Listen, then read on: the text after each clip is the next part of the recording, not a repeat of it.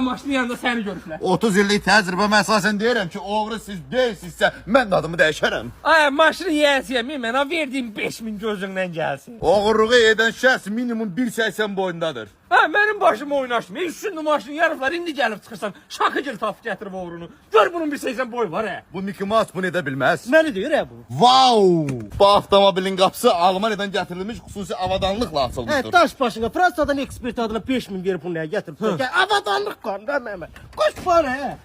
Allah, özü deyir, kişi. Günahı başqasına yıxmayın. İlahi! İlahi! Sübuta yetdi mi? Budur mu? 2 turbo dizel bunların ən gözəl mühərrikidir. Səndən danışırsan, mən o boyda pul töküb səni ekspert kimi gətirmişəm bura, bala. Qardaş, ekspert nədir? Mən ekspediter işləyirəm Fransada. Ekspertin nədir? Dükanlara mal paylayırıq. Bildiyimiz mal payla. Bəli. Ulaq az kişi, onluğum var idi, onu uğramam sən. Qadın qalım onu gətir bura. Hə, özüm Fransaya bir nəfər.